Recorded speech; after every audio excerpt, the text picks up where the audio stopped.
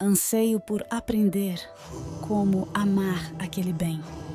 Procuro sem encontrá-lo. Esforço-me por amá-lo, mas como amar, não atino. Santa Teresa Margarida Redi. Imaginemos que adentramos na biblioteca de um mosteiro, dirigimos-nos à seção de biografias e encontramos um livro intitulado Os Amigos de Deus. Trata-se de uma obra misteriosa, escrita por mãos angélicas, que nos apresenta a história sob o único prisma pelo qual vale a pena considerar qualquer fato, o olhar do Altíssimo. Essa preciosidade condensa a narração dos feitos grandiosos e trágicos, comuns e inacreditáveis, gloriosos e terríveis das almas que se tornaram carvalhos de santidade diante dos céus e de toda a humanidade. Tomando o volume nas mãos, logo no primeiro capítulo encantamo-nos com a candura inocente e a fortaleza profética dos pastorinhos de Fátima, dos videntes de La Salette ou da pastora de Mazabielle, os quais receberam a graça de contemplar a Santa Mãe de Deus e dela ouvir palavras que traçariam o rumo para os séculos futuros.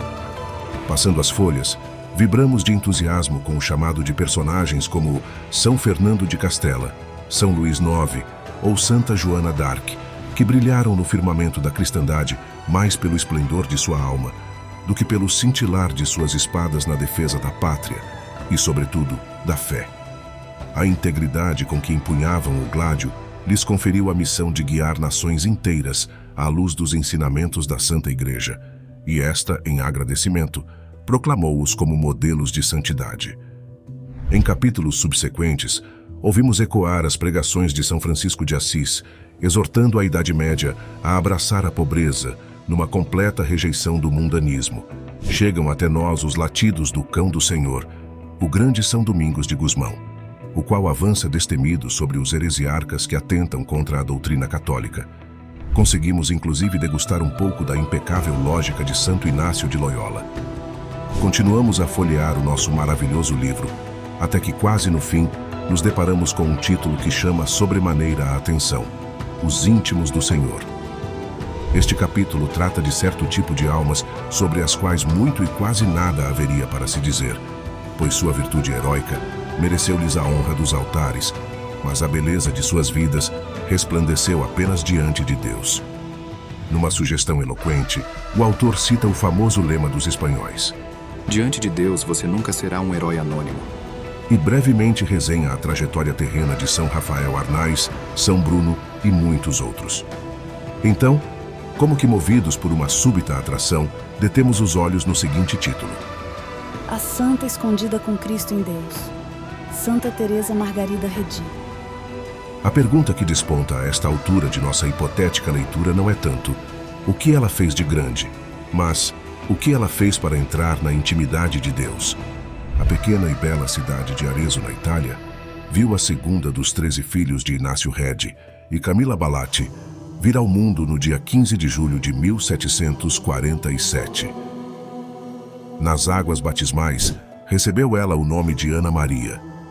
Devido ao prestígio da família Balatti, que pertencia à nobreza da cidade de Siena, e ao cargo que seu pai, Inácio Redi, possuía como grão-mestre da Ordem Militar de Santo Estevão, a menina teve uma infância tranquila, orgânica e regrada pelos atos de piedade que a tradição ditava. Desde a mais tenra idade, foi ela receptáculo de graças que a preparavam com muita antecedência para a realização da missão que Deus lhe reservara. O primeiro instrumento da providência para delinear a via espiritual de Ana Maria foi o seu próprio pai. Varão contemplativo e piedoso, costumava levar sua filha para passeios cujo término era a igreja dos capuchinhos.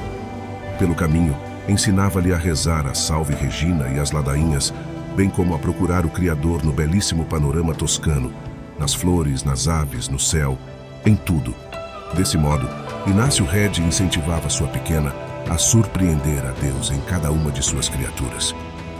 Contribuiu também para sua formação cristã a influência de seu tio Diego, sacerdote da Companhia de Jesus. Seria ele que, anos mais tarde, introduziria a Ana Maria na devoção que conquistou seu entusiasmo e a qual devotou sua vida: o Sagrado Coração de Jesus. O costume da época aconselhava que as meninas fossem educadas em um convento, tendo por tutora alguma das monjas. Ali recebiam a formação necessária para se tornarem boas damas cristãs, ou quiçá manifestando vocação para tal, religiosas naquele mesmo mosteiro. Assim sendo, quando Ana Maria completou 9 anos de idade, seus progenitores enviaram-na ao mosteiro beneditino de Santa Apolônia, na cidade de Florença. Durante 7 anos aprouve a Deus manter escondida naquele claustro a pequena pedra preciosa que ele lapidava para si. Causa admiração que um dos poucos testemunhos sobre ela que se conservam da época diz que era uma menina boa e normal. Nada de extraordinário se notava em seu comportamento. Deus a destinava, desde a mais tenra juventude, a passar desapercebida diante dos homens a fim de brilhar unicamente para ele. Com a explosão da heresia jansenista, feita de moralismo hirto, formal e sombrio, grande parte da sociedade da época foi corroída por seu veneno e, em consequência, dominada pela consideração quase exclusiva da justiça de Deus, em detrimento de outra de suas perfeições, a bondade. A fria e corrosiva lava de Jansênio introduziu-se até nos claustros e mosteiros e ameaçava formar gerações de religiosos que, apenas temendo o Senhor, se esqueceriam da prática do primeiro mandamento. Amar a Deus sobre todas as coisas. Foi neste momento da vida de Ana Maria que a divina providência reavivou em sua alma os ensinamentos de seu pai e de seu tio Diego, ambos fervorosos entusiastas da devoção ao Sagrado Coração de Jesus, que surgia timidamente na França. Mesmo cercada por um ambiente em que se concebia a Deus como juiz implacável, o amor terníssimo que brotava do Divino Coração a atraía e a fortalecia num propósito feito na infância: agradar em tudo a Deus. Esta devoção foi a porta pela qual o Altíssimo quis abrir sua intimidade para Ana Maria e o sólido fundamento que lhe permitiu manter intacta sua fé em meio aos desvios rigoristas do jansenismo.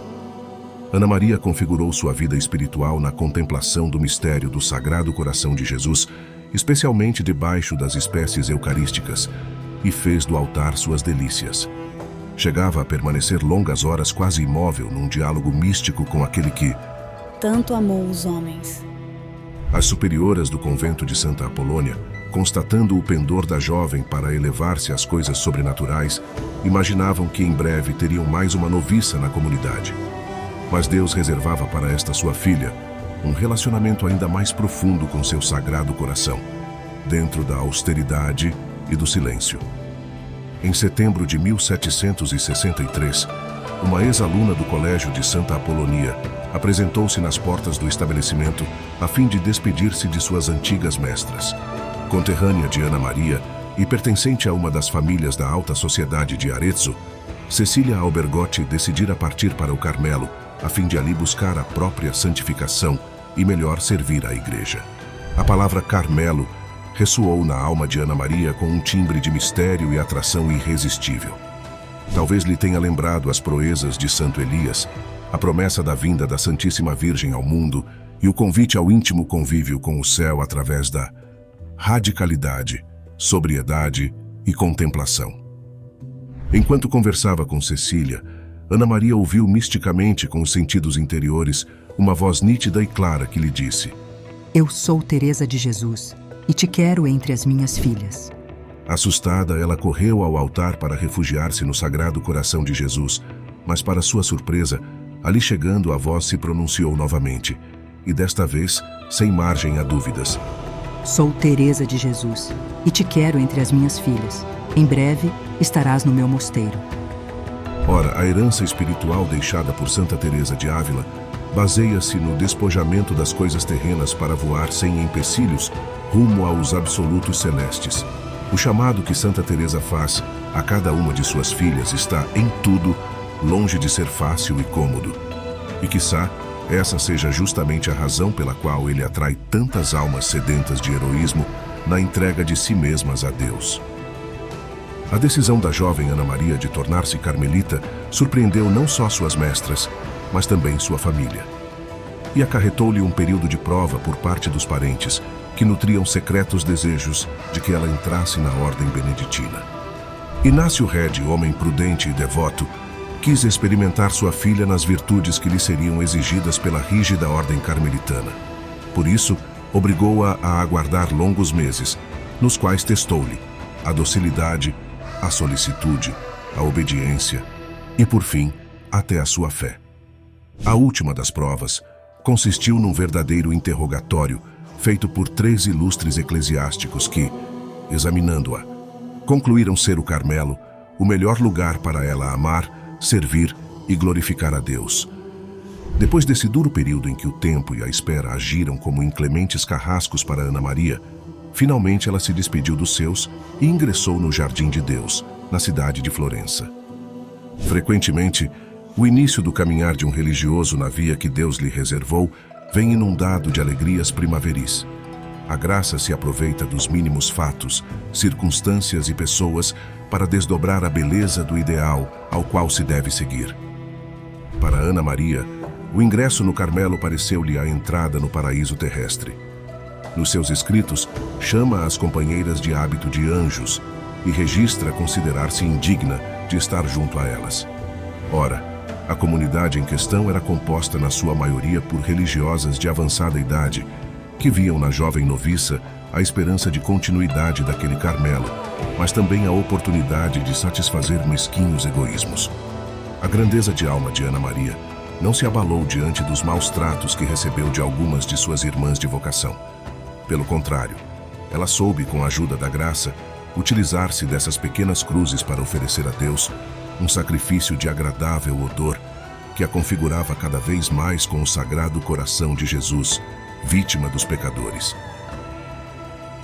Depois do período de noviciado, chegou a hora de professar entre as filhas de Santa Teresa. E na hora de escolher o nome religioso, Ana Maria colocou-se sob o patrocínio de sua fundadora Santa Teresa de Ávila e da grande Santa Margarida Maria Alacoque, seu modelo na devoção ao coração de Jesus, definindo assim o nome religioso, Teresa Margarida. O que se conhece da vida de Santa Teresa Margarida Rede por detrás dos muros claustrais é o que se poderia esperar de qualquer carmelita fervorosa: obediência exímia, pureza angelical e pobreza evangélica. Podemos nos perguntar então: O que fez ela de extraordinário para merecer a honra dos altares? A resposta é de uma simplicidade profundíssima. Pelo cumprimento dessas 3 virtudes em grau heróico, foi fiel ao voto realizado na sua infância de agradar em tudo a Deus. As narrações de sua vida contam um episódio digno de nota, que bem ilustra essa realidade.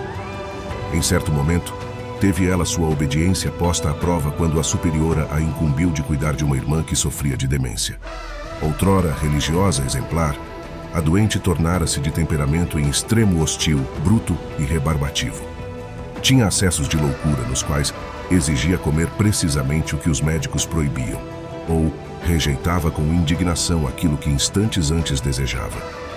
Quando não era atendida de acordo com sua vontade, logo soltava todo o seu furor contra sua benfeitora. A jovem enfermeira era frequentemente insultada e humilhada por ela. Havia outra religiosa a quem cabia dividir com a santa as atenções à doente. Ora, para piorar a situação, esta ajudante nutria uma falsa concepção de caridade e, a fim de evitar os maus tratos, consentia em satisfazer a todos os caprichos da enferma. A circunstância era delicada para Santa Teresa Margarida.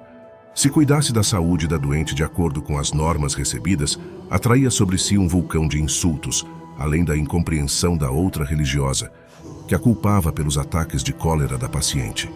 Se consentisse em algum dos desejos de ambas, desobedeceria à superiora. Neste impasse, ela preferiu aceitar vexames e desaforos, e assim comprar graças de fortaleza e salvação para a doente e sua irmã enfermeira, a ceder em matéria de obediência. O lema de agradar em tudo a Deus foi para Santa Teresa Margarida um farol que norteou sua vida dentro e fora do mosteiro. Sua existência testemunha que aqueles que procuram agradar ao Senhor em tudo, a toda hora e em qualquer situação, mesmo adversa, atraem o olhar divino sobre si e recebem dele todo o afeto e o cuidado que o mais terno dos pais pode devotar a um filho frágil, mas fiel, que se abandona nos seus braços. O voto que ainda muito jovem fizera, talvez com consciência um tanto pueril da profundidade do que prometia, tornou-se a chave para abrir o Sagrado Coração de Jesus e penetrar no mais íntimo convívio com ele. E o Divino Salvador quis, por sua vez, mostrar-lhe o agrado que sentia nesse místico relacionamento, concedendo-lhe uma graça extraordinária. Estando a comunidade reunida para o canto do ofício, e enquanto no coro se reza a tércia, ao ler-se no capítulo as palavras Deus caritas est, et qui manet in caritatem Deo manet, et Deus in eo. A irmã Teresa Margarida sentiu-se investida por uma onda de amor divino e foi levada a experimentar a plenitude de amor encerrada nestas 3 palavras: Deus caritas est. O que lhe terá sido mostrado nesse êxtase? O grande desconhecido terá se manifestado a ela? Com que graças foi cumulada e que esperanças coroaram sua pessoa? Lamentavelmente, a história não registrou as comunicações celestes que Santa Teresa Margarida recebeu neste momento, nem sequer as impressões dela após o fato. Apenas se sabe que, depois disso, era frequente encontrá-la nos seus afazeres diários, com o espírito recolhido e absorto na repetição do versículo Deus caritas est, parecendo estar com a alma toda posta no convívio místico com o Divino Redentor. Saibamos, com o auxílio de Santa Teresa Margarida, agradar em tudo a Deus, para assim sermos introduzidos na sua presença, na sua intimidade e na sua perpétua alegria. Sua morte foi tal qual sua vida, um completo eclipse do seu ser. No dia 4 de março de 1770, ela pediu ajoelhada à madre que lhe apontasse seu maior defeito. Posteriormente solicitou uma confissão geral e extraordinária com Frei Ildefonso, na qual rompeu-se em lágrimas, acusando-se de não sentir que amava a Deus como ele merecia, e instou que o referido padre rogasse por sua morte, pois não havia nada que ela mais desejasse. No dia seguinte, ela comungou com tal devoção e ardor que foi perceptível por todas as suas companheiras. Foi como se fosse sua última comunhão, devido àquela explosão de amor visível. Ela faleceu no dia 7 de março de 1770, aos 23 anos, beijando o coração de Jesus de seu crucifixo e voltada com o rosto para o sacrário, como sempre dormira desde sua chegada ao mosteiro, 3 dias depois da referida confissão. A causa da morte foi uma gangrena interna e repentina, que atingiu sem qualquer sinal prévio ou explicação até mesmo dos médicos da época. Seu corpo, logo após a morte, exalou um odor forte de flores, o qual podia sentir-se de longe e durou por cerca de 20 dias, e da qual a forte fragrância provinha além de seu corpo, do peito do crucifixo que morreu beijando.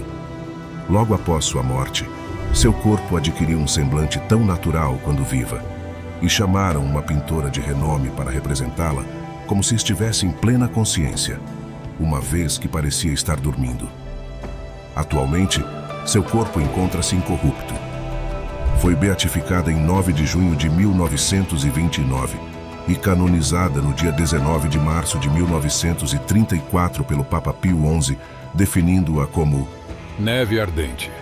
O referido Papa também declarou a seu respeito: Santa Teresa Margarida, ardente do amor divino, mais se assemelhou a um anjo que a uma criatura humana, podendo assim ajudar muitas almas a alcançar as virtudes.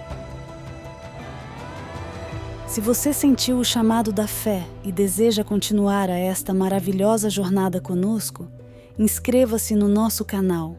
Dê aquele amém com o seu like e compartilhe nossos vídeos com seus irmãos e irmãs. Juntos, vamos aumentar e fortalecer nossa comunidade católica online. Que Deus abençoe.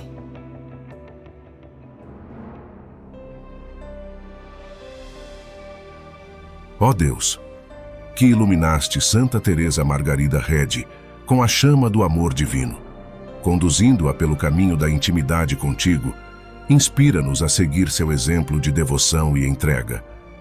Que, como ela, possamos encontrar-te em tudo o que criaste e que nossa vida seja um reflexo do teu sagrado coração.